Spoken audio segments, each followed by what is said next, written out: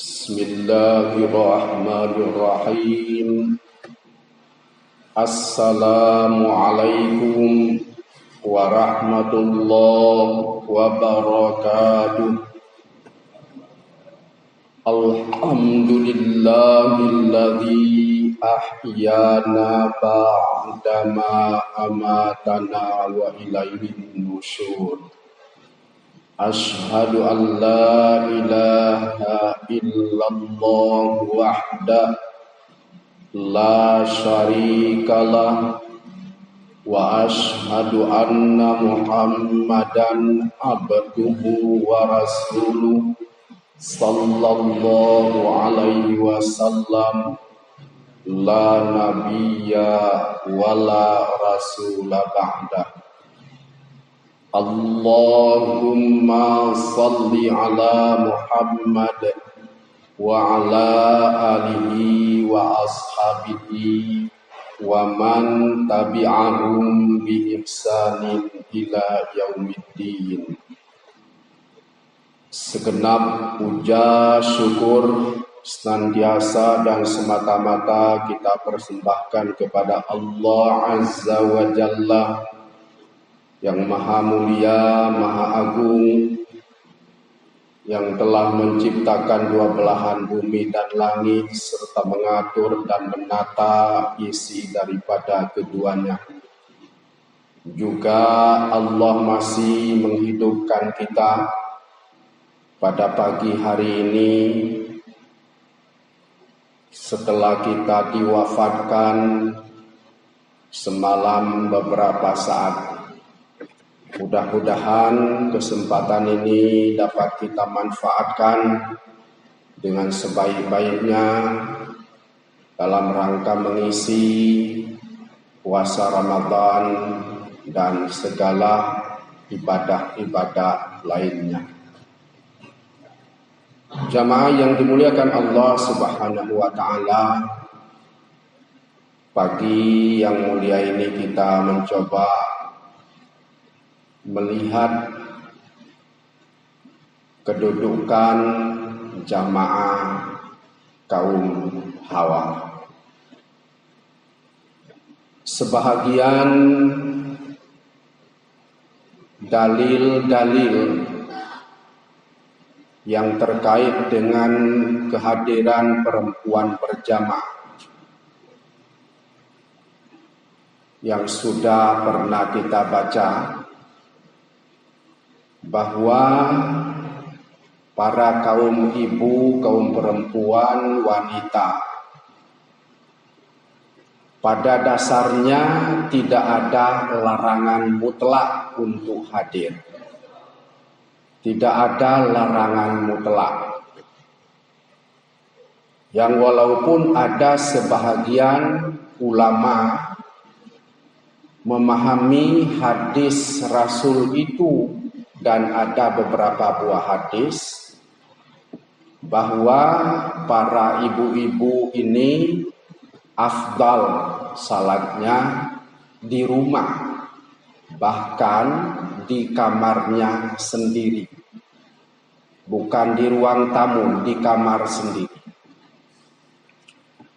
Namun setelah kita lihat secara komprehensif, secara menyeluruh, ternyata hadis itu ada asbab, ya, ada asbabul urudnya. Kenapa Rasul mengatakan seperti itu? Ada faktor-faktor yang memang harus demikian, sehingga lahir hadis seperti tadi, yang afdal ibu-ibu di rumah, bahkan di kamar sendiri. Jamaah yang dimuliakan Allah Subhanahu wa Ta'ala, tahun berjalan 14 abad yang lalu, lebih ya, 1444 tahun yang lalu. Kondisi tanah Arab Jazirah Arab ketika itu. Kondisi masyarakat Mekah, kondisi masyarakat Madinah ketika itu. Yang jelas rumah penduduk 14 abad lebih yang lalu itu, kita tidak bisa membayangkan berapa jaraknya dari satu rumah ke rumah yang lain. 14 abad lebih yang lalu. Bapak dan Ibu, saya mengajak membayangkan kira-kira 1444 tahun yang lalu. Bagaimana kira-kira jarak satu rumah dengan rumah yang lain? Itu faktor asbabnya. Kita menganalisa, ini analisa. Kalau di dalam hadis itu tidak disebut itu. Tapi kita tidak boleh memakan satu ayat hadis secara mentah-mentah. Ya. Tidak boleh kita makan mentah-mentah dalam artian kita mengamalkan pengertian harfiahnya saja, letter-leknya saja. Tapi harus ditafsirkan, dipahami lebih detail kenapa Rasul sepertinya ada larangan tersembunyi. Karena afdal di kamar sendiri. Nah, itu tadi. Kita analisa jarak rumah masyarakat Arab dan bukan Arab saja. Bukan Arab saja. Jangan berbicara 1444 tahun yang lalu. Simelu 50 tahun yang lalu. Ya. Simelu 50 tahun yang lalu. Coba mungkin di sini ada 1-2 orang umpamanya yang usianya 60-70 tahun. Nah, bagaimana kira-kira Simelu 50 tahun yang lalu? Nah, coba bandingkan dengan 1444 tahun yang lalu itu. Bagaimana kondisi masyarakat, perumahan-perumahan orang Arab ketika itu? Mungkin 1400 tahun yang lalu, Simelu belum ada orang. Mungkin. Karena tidak ada sejarah yang kita terima, belum kita baca. Tahun berapa masuk manusia ke Simelu? Manusia pertama masuk, ya. Tahun berapa? Saya belum pernah baca sejarahnya. Kita katakan Tengku di ujung. Tengku di ujung sudah ada manusia di sini. Kita katakan orang Bugis, orang Ambon. Sehingga orang Alafan, ya dikenal dengan di sebahagian desa, perahu itu disebut dengan Boggi. Boggi. Itu perahu. Apa artinya? Bugis. Orang Bugis. Nah, orang Bugis datang. Jadi perahu orang Bugis berlayar singgah di bagian Lekon sana.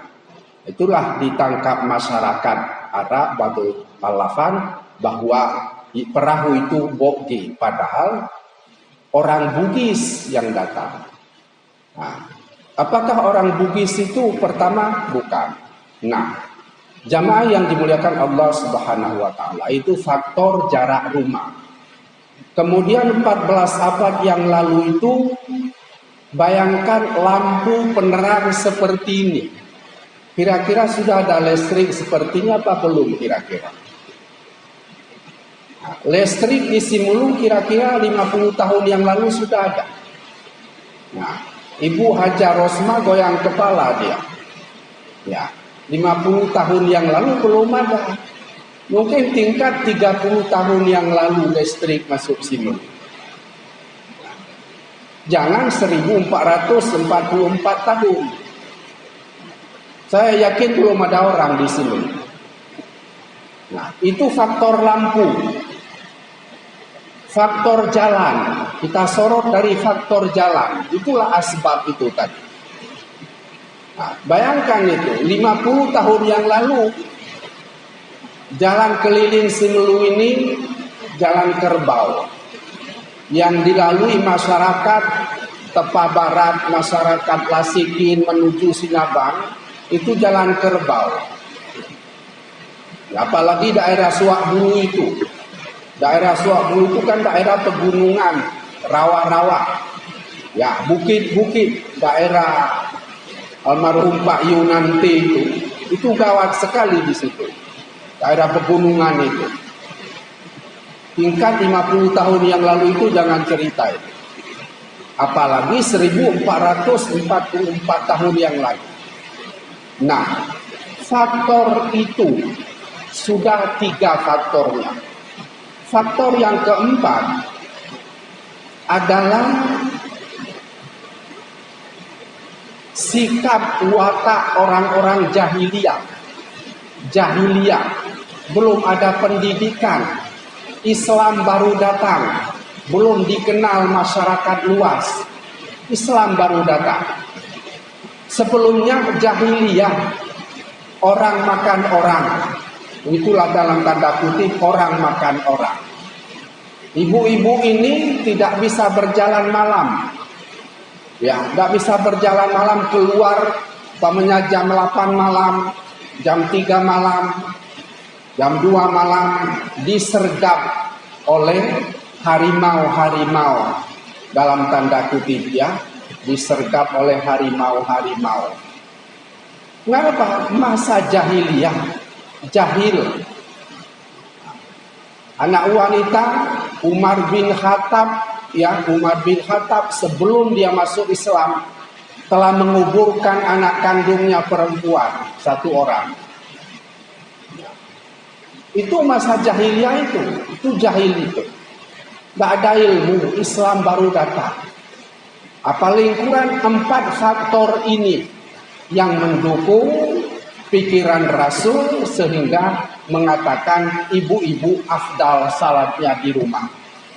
Sesungguhnya yang dimaksudkan Rasul afdal di rumah, bahkan di kamar sendiri itu 2 waktu. Dari 5 waktu, 2 waktu. Apa waktunya? Isya dan subuh seperti pagi hari. 2 waktu itu. Ke situ sasarannya, kata Rasul, afdal di rumah. Nah, jamaah yang dimuliakan Allah Subhanahu wa Ta'ala, sudah itu kita bawa pulang.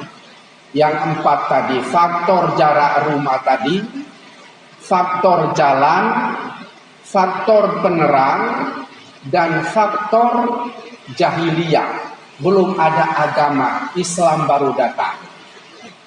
Nah, itu paling kurang faktornya yang 4 itu kita bawa pulang. Ibu-ibu terutama bawa pulang. Pada kita suami juga kita bawa pulang. Kenapa? Ada juga sebahagian suami itu yang ngotot, menahan, melarang ya istrinya termasuk anak gadisnya jangan berjamaah. Nah, jamaah yang dimuliakan Allah Subhanahu wa Ta'ala, kita memang menyayangkan kepada sebahagian orang tua, pada sebahagian suami sebagai penanggung jawab sebuah rumah tangga yang melarang istrinya, melarang anak gadisnya.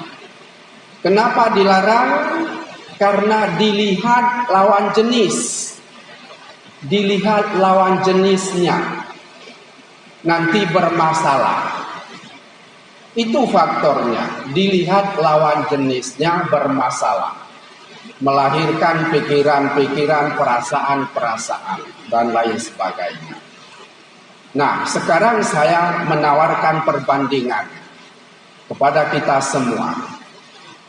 Ibu-ibu yang datang subuh ini ke masjid ini, katakan ada 20 orang dengan berpakaian bagus, yang nampak wajah saja, telapak tangan tidak nampak, apalagi telapak kaki.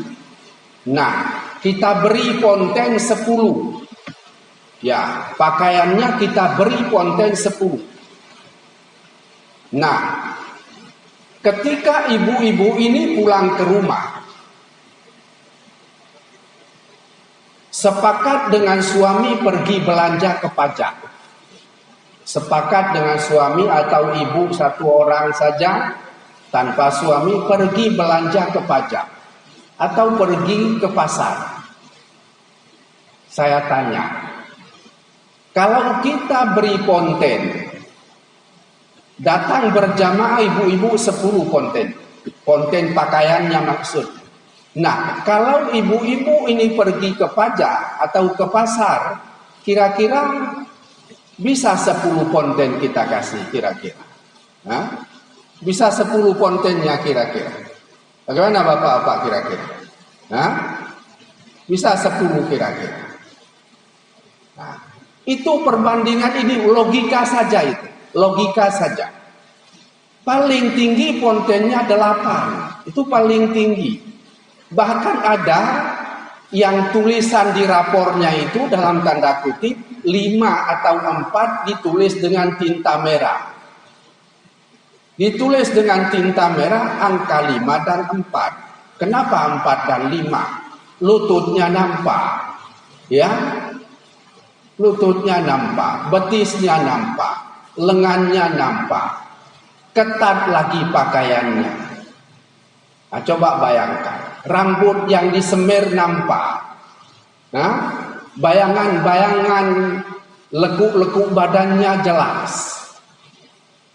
Itu kita kasih kontennya 4, 5, paling tinggi 8. Nah, tidak bisa melawan pakaian ibu-ibu ke salat yang kita beri konten 10 tadi. Kalaupun ada juga 1-2 orang yang kontennya 10 atau 9,9, itu tidak banyak. Itu tidak banyak. Nah, yang kita beri konten 10 ini yang kita larang untuk tidak datang ke masjid itu. Kira-kira. Itu yang kita larang tidak datang ke masjid. Yang konten 10 ini. Sementara yang konten 7, konten 6, konten 5, kita biarkan dia ke pajak. Nah, logis tidak cara berpikir seperti itu? Nah, itu logika saja. Ya, perbandingan ya dengan cara berpikir yang benar, yang logis. Nah, karenanya jamaah yang dimuliakan Allah, mari kita pertimbangkan seperti alasan-alasan ini. Sekarang apa? Ini ada anak gadis kita umpamanya di beberapa orang, anak pesantren kita. Sekarang atau jam 3 tadi malam, berjalan dari sini ke Simpang Lanting. Tidak usah pakai senter, berjalan saja dalam gelap itu. Atau jam 2 malam. Kira-kira disergap laki-laki tidak? Coba. Kira-kira dikejar laki-laki tidak? Tidak. Tidak dikejar. Paling-paling laki-laki yang duduk di teras-teras itu di suite-suite-nya saja.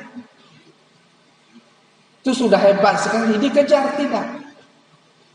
Nah, kalau dulu 14 abad yang lalu itu adalah makanan empuk itu. Makanan empuk itu. Nah, sekarang umur 17 tahun anak gadis kita 15 tahun jalan pukul 3 malam dari sini ke Simpang Lanting atau ke sahur. Tidak ada yang mengejar.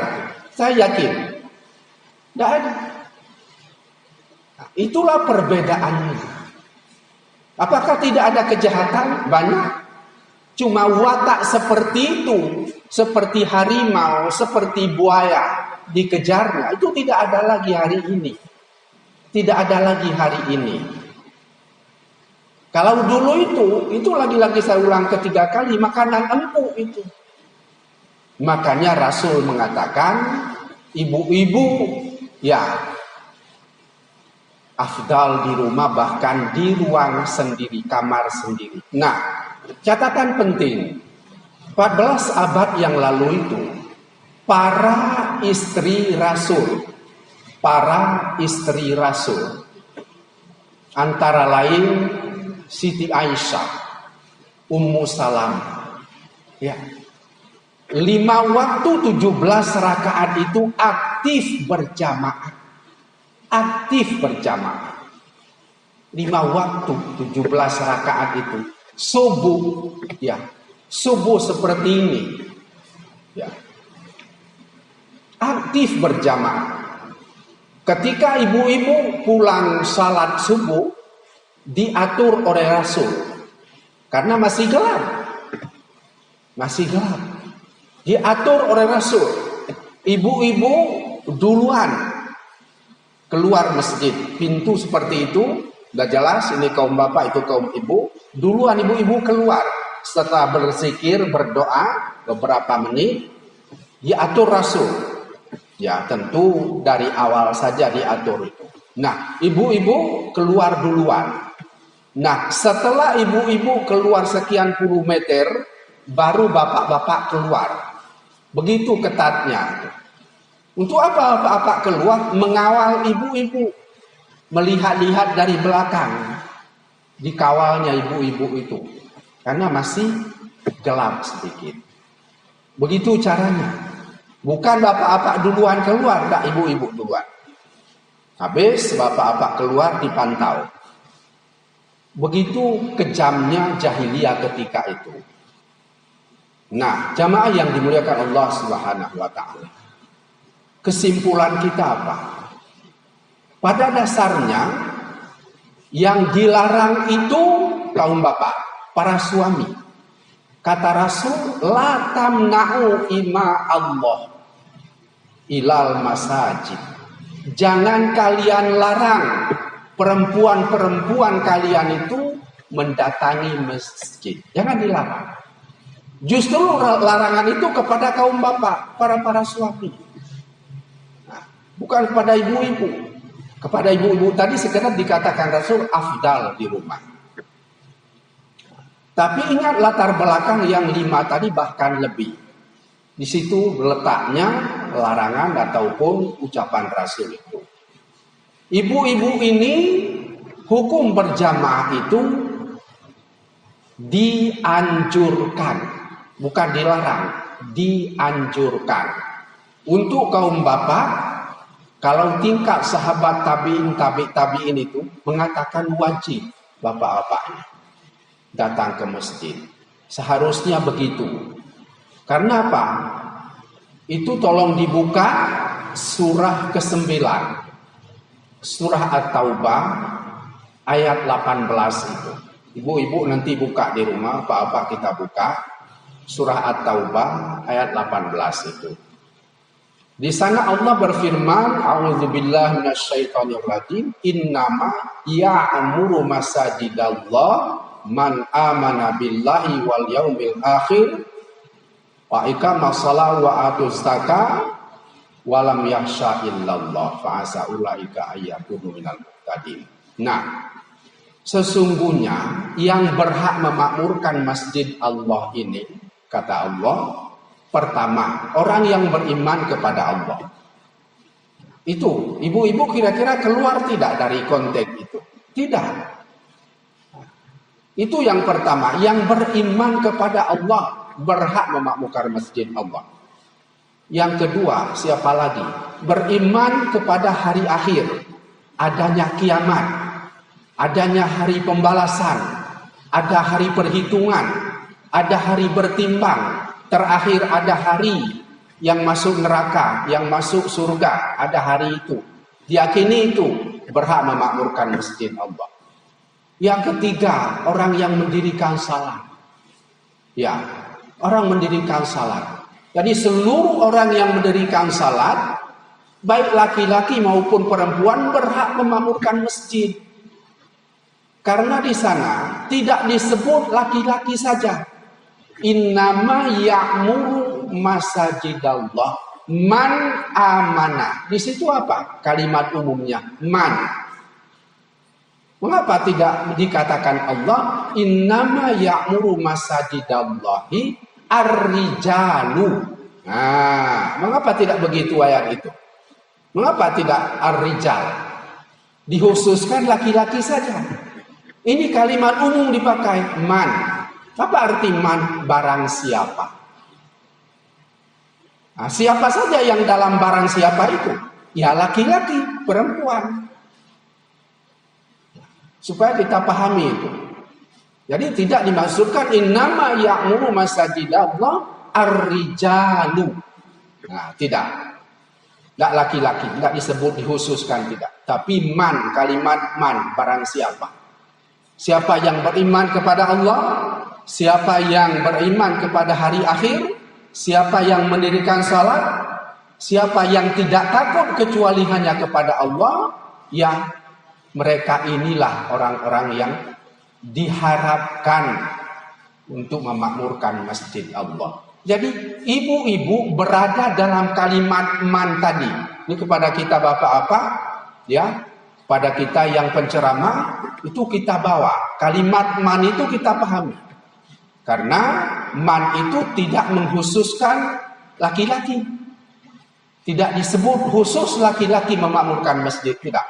Tapi kalimat umum, barang siapa yang beriman kepada Allah, barang siapa beriman kepada hari akhir, barang siapa yang salat, barang siapa yang tidak takut kecuali kepada Allah, mereka diharapkan yang berhak memakmurkan masjid. Nah, ini lagi-lagi saya sampaikan, saya mohon maaf kepada kita semua, pada ibu-ibu, tempahan Ramadan 30 hari ini.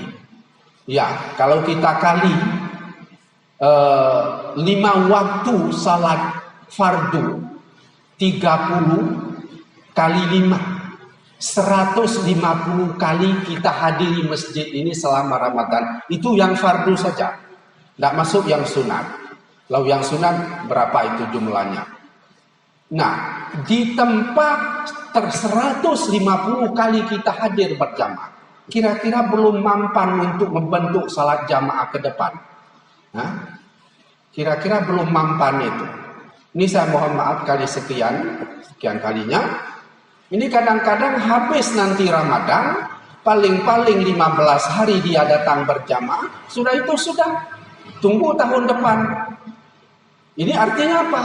Tempahan Ramadan 150 kali kita datangi salat berjamaah yang fardu tidak cukup sebagai menempah watak kita. Tidak cukup. Nah, kira-kira Allah tidak marah kalau begitu? Marah Allah. Marah. 150 kali ditempa fardu saja. Belum dihitung jamaah tarawih. Belum dihitung itu. Kalau kita hitung tarawih, umpamanya di situ ada 12-11 rakaat, kalikan saja itu 1 bulan ke sana, sudah berapa ratus menempa kita untuk berjamaah antara lain. Jadi diharapkan Allah dan Rasul, tempahan-tempahan itu cukuplah untuk membentuk ya karakter tadi, watak tadi, diharapkan itu. Ini kepada kita semua, ya, ibu-ibu, tolong lepas Ramadan, jangan lepas jamaah. Jangan 1 minggu saja tempahan Ramadan habis Ramadan ini nanti. Jangan. Kita janjikan jangan absen, berjamaah terus. Apalagi rumah kita bisa dilempar dengan ya anak ketapel. Dilempar dengan kapel dari sini sampai ke rumah kita, kena atap rumah kita. Kita upayakan itu. Bagaimana dengan Abdullah bin Ummi Maktum itu? Abdullah bin Ummi Maktum, buta dua-duanya Bu ini. Haram, lillah, ya. Dua-dua matanya buta. Tapi berjamaah, dituntun. Ada anak-anak tingkat SD menuntun dia. Dia mohon ke Rasul, ya Rasul, saya dapat dispensasi kira-kira. Saya sudah kabir. Apa itu kabir? Sudah tua. Rumah saya sedikit jauh. Nah, apa boleh saya salat fardu di rumah saja? Rasul berpikir sejenak, diberikan kelonggaran. Boleh. Begitu berpisah, beberapa meter pisah dengan Rasul Abdullah bin Ummi Maktum, kembali dipanggil, hayya bina. Sebentar, Abdullah bin Maktum sini sebentar. Nah, hal sami'tan tidak. Assalamualaikum warahmatullahi wabarakatuh.